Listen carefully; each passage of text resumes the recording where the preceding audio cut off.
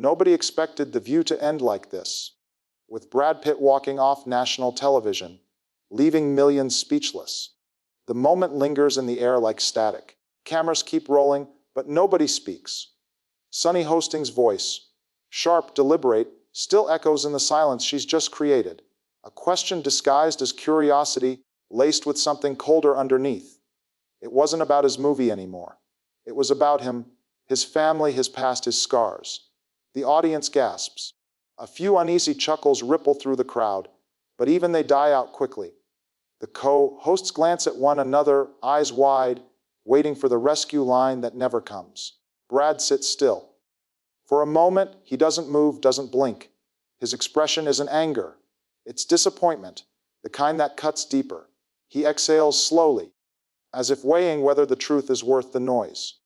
Then, with a composure that feels almost cinematic, he unclips the small microphone on his collar. The faint click echoes louder than applause ever could. He places it gently on the table. No drama, no words, no raised voice, just a quiet refusal to participate in the spectacle. The camera operator hesitates, unsure whether to follow him or stay on the frozen faces around him. Sunny's smile falters. She tries to recover. Brad, it was just a question.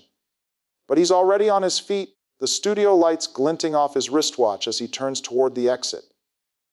The audience's eyes follow him like a wave, phones half raised, uncertain whether they're witnessing history or humiliation. The air feels heavier now. One of the co-hosts mutters something about a break, but the control room doesn't cut to commercial fast enough. For a few seconds, national television just breathes. And in that silence, something profound happens. Viewers at home feel it too. A quiet man refusing to play the game. A human boundary drawn in real time. Then the screen cuts to black. The logo flashes. Commercials begin. But nothing feels the same. Because this wasn't just a walk-off. It was a line in the sand. But what led to that walk-off wasn't just a celebrity outburst. It was a breaking point years in the making. 48 hours earlier. The mood couldn't have been lighter. Producers at The View were calling it a can't-miss moment. Brad Pitt, the Hollywood icon with a heart, returning to daytime TV to talk about something meaningful. Not a blockbuster, not a scandal, but his new humanitarian initiative rebuilding homes for displaced families across America. Social media was already buzzing. Hashtags trended before he even arrived at the studio. Clips from past interviews circulated. His calm humor, his quiet humility. And fans flooded timelines with excitement. For a day, it seemed like television might do what it rarely does anymore, unite people in admiration instead of outrage. Backstage, the energy felt deceptively warm. Makeup artists laughed, producers rehearsed camera angles, and Sunny Hostin floated between segments, joking with staff. Her smile was sharp but practiced, her tone friendly yet laced with calculation. Off camera, she quipped about Hollywood saviors and celebrity guilt projects. The crew laughed awkwardly. Brad overheard, but said nothing. He was used to that tone, the quiet cynicism that follows anyone who tries to do good without shouting about it. He brushed it off, focused on the talking points he'd prepared. He believed the story would speak for itself. As he waited in the green room, sipping coffee from a paper cup, he noticed the teleprompter scrolling through questions. Most were what he expected. Philanthropy, sustainability, rebuilding hope. But then there was one line, tucked at the end like a trapdoor. How do you reconcile saving strangers when your own family fell apart? He paused. Maybe it was a mistake. Maybe it would never be asked.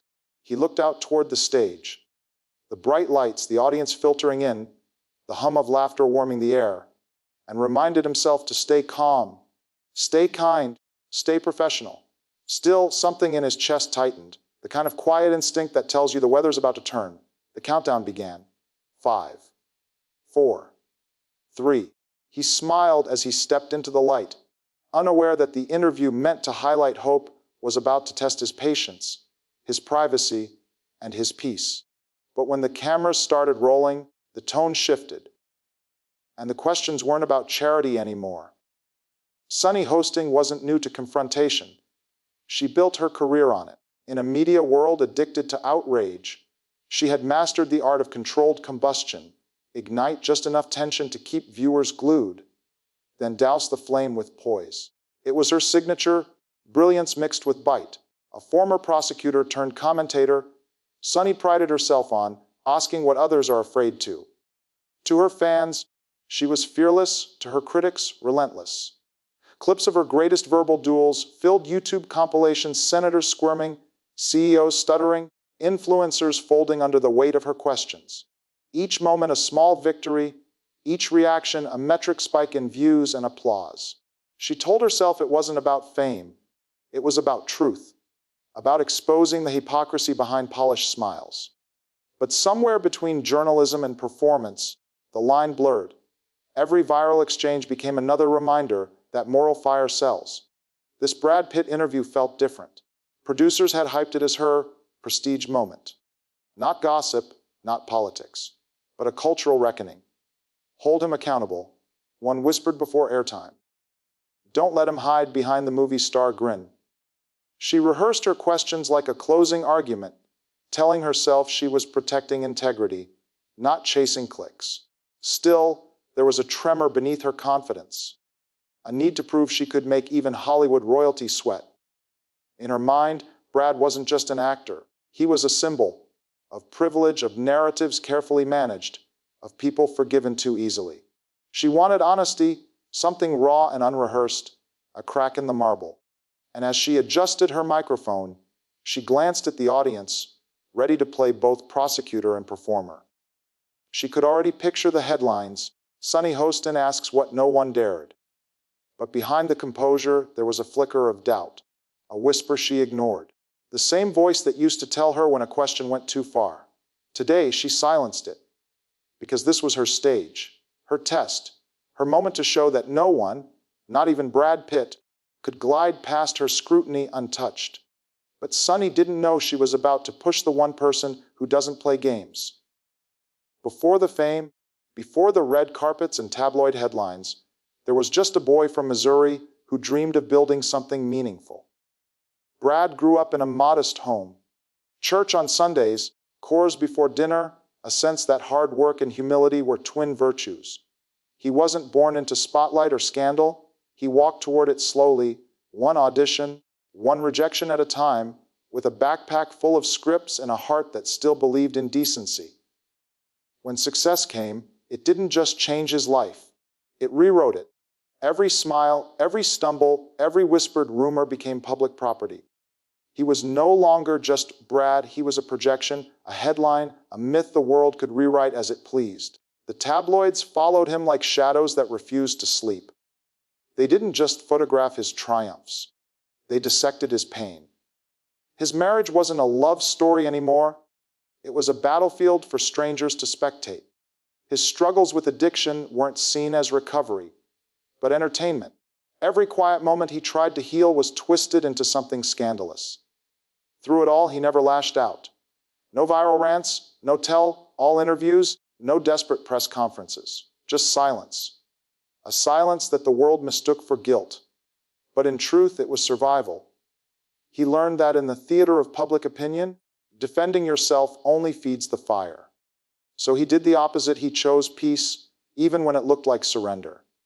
In the years that followed, he rebuilt himself quietly. Less Hollywood, more humanity. He poured his time into rebuilding homes after hurricanes, visiting children's hospitals, funding art programs for underserved youth. There were no cameras at most of these events, because he never brought them. For him, redemption wasn't a brand strategy, it was something sacred. Still, the scars never disappeared, they just softened into wisdom. He learned that fame gives you a microphone, but not always a voice. That kindness is easy to preach, harder to practice when you're misunderstood, and perhaps that's why his calm feels so rare now, because it's been earned the hard way.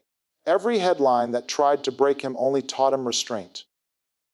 Every invasion of privacy hardened his resolve to protect what little of himself was left.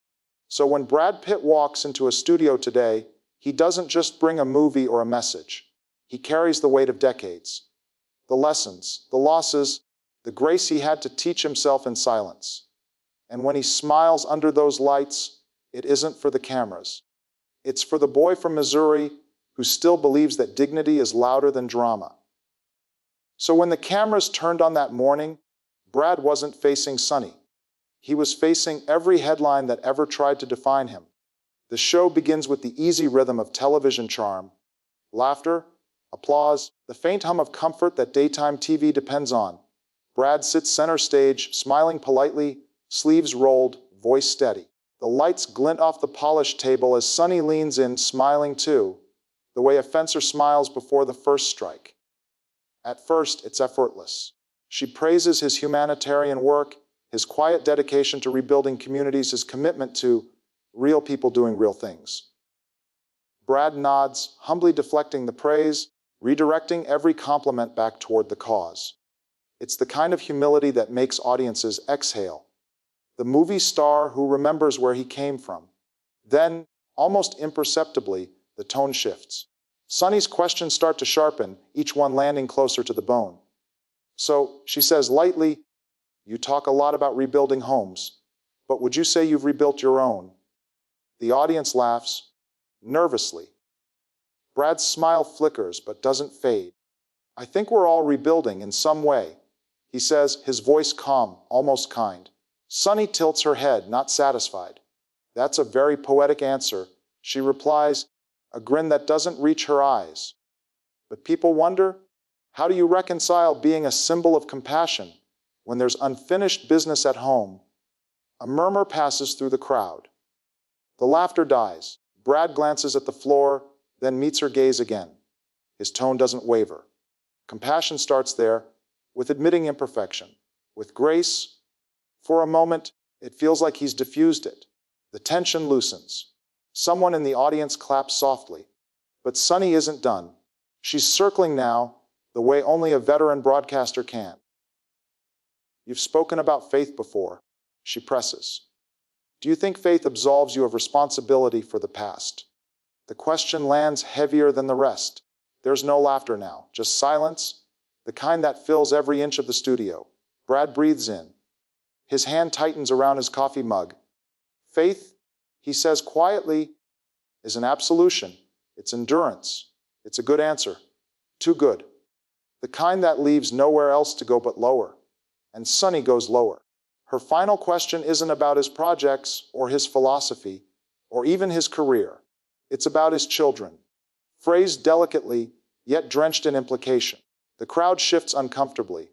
Even the camera operator hesitates, as if unsure whether to zoom in or look away. Brad blinks once. The smile vanishes. The temperature in the room drops. The politeness is gone now, replaced by something taut, electric, unspoken. And then, in one moment, one sentence, she said something that changed everything. For a long moment, no one breathes. Sunny's final question still hangs in the air, delicate and venomous, the kind of question that can't be undone once it's spoken. It's about his children, their distance, their pain. Phrased as curiosity, but delivered as judgment. Brad looks at her, not with anger, not with surprise, but with the slow, aching realization that this isn't a conversation anymore. It's theater, and he's the sacrifice. He doesn't speak right away. The silence stretches thick and awkward, forcing everyone in the room to confront it. Even Sunny seems unsure now, her pen trembling slightly between her fingers. The crowd, sensing the shift, falls perfectly still. When he finally speaks, his voice is so quiet that the microphones have to strain to catch it. "You don't get to make pain your entertainment." The words don't explode, they land, heavy, precise, final, like a door softly closing after too many years of being left open. Sunny blinks. Her smile collapses, replaced by something raw, almost human, regret, maybe, or shock at her own reflection. She starts to reply, but the sound catches in her throat. The other hosts glance at her, then at Brad, unsure whose side the air belongs to now. Brad straightens slightly, eyes steady, tone unshaken. "You wanted honesty," he says, "but honesty isn't found in someone else's wounds." A single clap breaks the silence. Then another, and another. Within seconds, the audience, hesitant at first, begins to applaud. It's not the wild cheer of gossip satisfied, it's the slow, rising rhythm of collective recognition. They're not watching a celebrity anymore. They're watching a man reclaim his dignity in real time. Sunny tries to pivot, her voice trembling between laughter and apology. Brad, we. But he's already reaching for his microphone. The small click of it unclasping feels deafening. He sets it gently on the table, not tossed, not dropped, placed with the care of someone closing a chapter. The co-hosts call his name as he stands. The audience leans forward, phones raised, half expecting drama that never comes. Instead, he simply nods to the crowd, a silent thank you, and turns toward the exit. As he walks off set, the camera pans across the stunned faces left behind. The lights seem harsher now, the smiles brittle. His empty chair sits center stage, a quiet monument to self-respect. Applause swells, fading into whispers, then into something deeper, reflection. Because what everyone just witnessed wasn't defiance. It was grace under fire. But the real shock came after, when America took sides. It didn't take long for the moment to escape the studio walls. By the time The View cut to commercial, clips of Brad's walk-off were already flooding Twitter, TikTok, and Instagram, recorded from shaky audience phones, replayed in slow motion, dissected frame by frame. Within an hour, Fair Respect Brad was trending worldwide. Dignity walks out. Ego stays seated. One viral caption read, overlaid in white text above a frame of Brad's empty chair. Another edit slowed his quiet words. You don't get to make pain your entertainment, and set them to orchestral music. Millions watched. Millions commented. On Ticker, users stitched the clip into emotional monologues. One creator, her eyes glassy, said, "That's what boundaries look like. That's what it means to choose peace." Her post hit 5 million views overnight. Another stitched Sunny's reaction in a loop, the blink, the pause, the face that suddenly realized she'd gone too far. Twitter, meanwhile, became a battlefield. Cinema Soul, that was class, pure class. He didn't yell, didn't humiliate her. He just walked away. I Talk Truth Live. So, we're applauding rich men for dodging accountability now.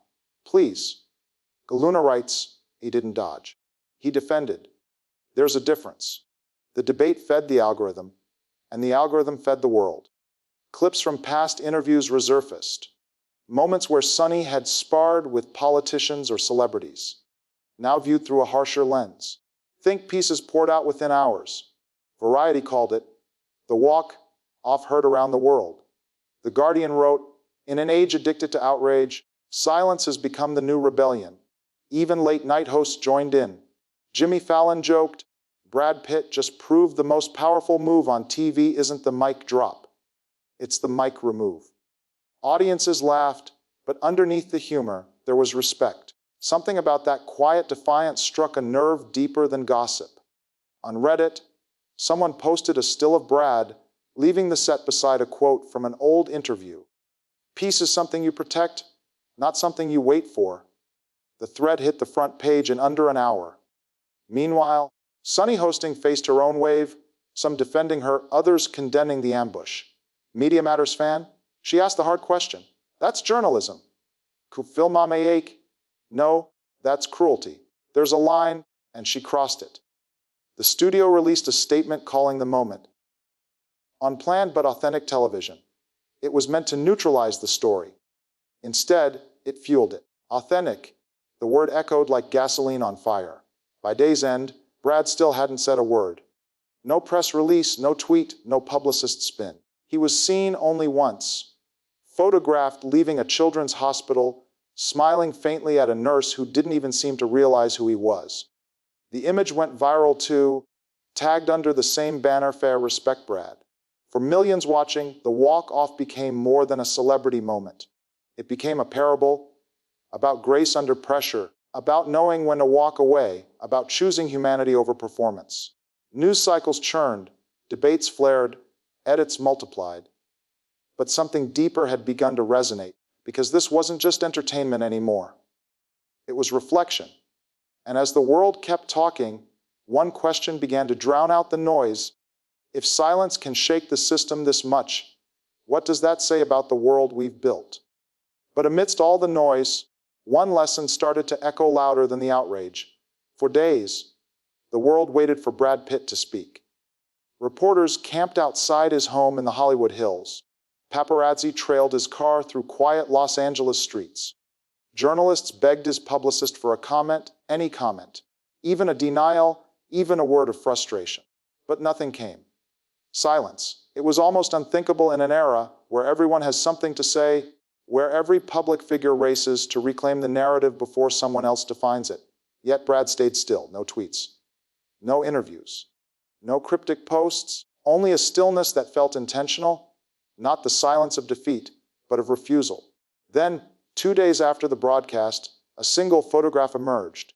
It wasn't from a red carpet or a press conference.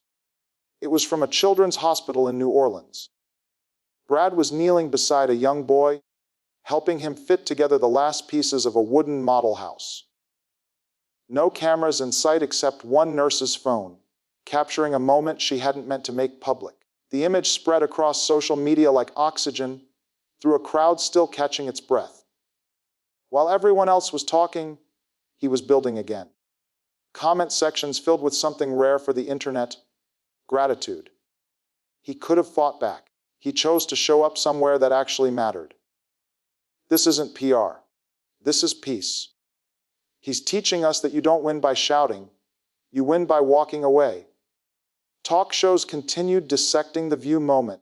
Pundits framed it as everything from gender politics to class tension. But for many, the interpretation didn't matter. What mattered was the example. A reminder that dignity isn't weakness, and walking away doesn't mean running. There's a line between silence and surrender. Brad's silence wasn't submission, it was clarity. A statement that didn't need a microphone. Because sometimes, the most powerful response to provocation isn't to escalate. It's to exit. For a generation raised on viral outrage, the message landed like a shockwave. Teens on TikTok used the clip as a template for their own walk-away moments. From toxic friends, from bad jobs, from arguments that weren't worth their peace. They weren't quoting movie lines anymore, they were quoting him. And across platforms, people began reframing what strength looked like. It wasn't the loudest voice in the room or the sharpest comeback. It was composure. It was grace. It was the decision to protect your boundaries even when the world calls that weakness. A political columnist wrote, "In an age addicted to shouting, Brad Pitt reminded us that silence can be an act of power." The headline went viral not because it was profound, but because it was true. He didn't lecture anyone. He didn't call for sympathy. He didn't even defend himself. He simply walked away, and in doing so, he gave millions permission to imagine that restraint could still mean strength. Weeks later, when another host asked Sunny Hostin if she regretted that question, she paused longer than anyone expected. "I think," she said softly, "some moments are meant to teach us, not flatter us." It wasn't quite an apology, but it was something close, a recognition of the humanity that got lost in the performance. And maybe that's the real lesson.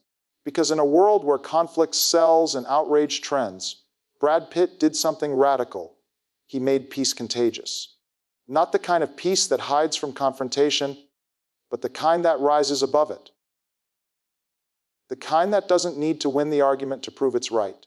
The kind that knows leaving is sometimes the most eloquent sentence you can speak. So the cameras eventually moved on. The hashtags faded. The cycle shifted to the next controversy. But for many, that moment, a quiet man standing up, unclipping his mic, and choosing silence, stayed burned into memory. And as the noise fades, one truth remains timeless.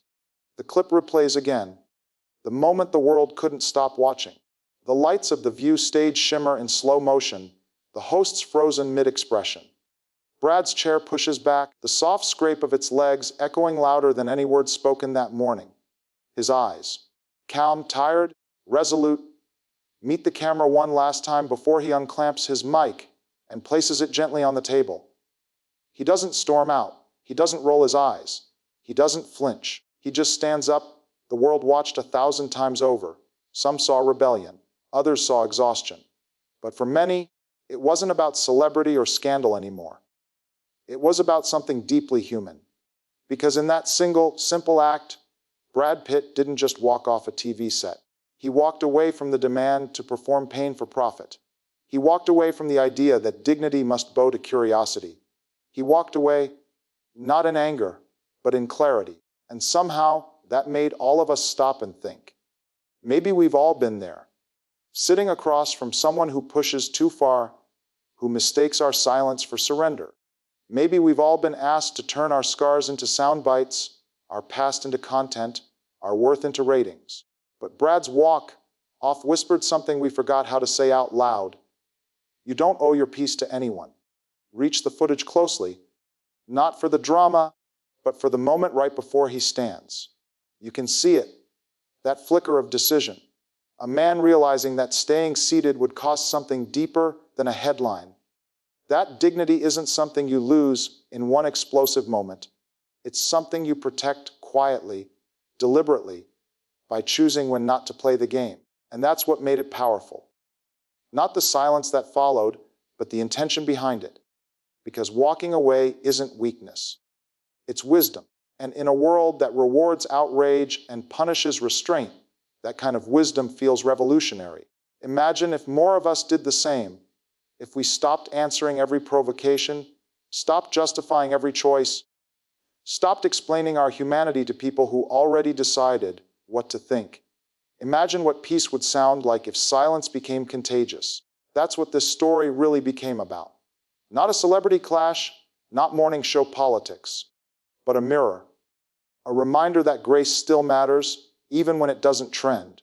So if you're watching this and you've ever felt misrepresented, cornered, or reduced to a caricature, take this as your sign. You don't have to prove yourself to anyone who profits from misunderstanding you. You don't have to perform humility for people who mistake cruelty for honesty. You don't even have to stay in the room when the conversation no longer deserves your voice. Stand up. Walk out. Let the silence speak. Because the truth doesn't need defending, it just needs protecting. And somewhere deep down, we all know this isn't just Brad's story. It's ours. Every person who's ever been misjudged for choosing peace over performance. Every immigrant, every worker, every dreamer who's been told to sit down or just take it. Every soul who's ever been asked to shrink themselves for the comfort of others. When Brad Pitt walked off that stage, he wasn't just leaving the view. He was leaving behind the idea that staying silent means you've lost. He proved that sometimes the loudest truth is the one spoken by your absence. And maybe, just maybe, that's the courage we all need. To walk away when the world demands our breakdown. To protect our dignity even when it costs us applause.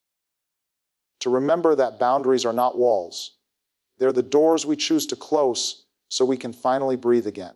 So as this story settles, ask yourself, where in your life are you still sitting in that chair, smiling through disrespect, explaining yourself to people who stopped listening long ago? Maybe today's the day you stand up too. If this moment moved you, if it made you think about how media treats humanity, how privacy has become performance, or how silence can still feel sacred, don't just scroll on, join the conversation. Drop your thoughts below. Tell us what dignity means to you. Share this story if you believe calm is power. And subscribe if you're ready for more stories that remind us what it really means to be human, not just famous or loud or viral, but human. Because at the end of the day, the spotlight fades, the headlines shift, the outrage moves on. But integrity, real, quiet integrity, endures. And long after the camera stopped rolling, Brad Pitt's walk off still speaks. Not in noise, not in anger, but in the language of silence, the kind that only the strong can carry.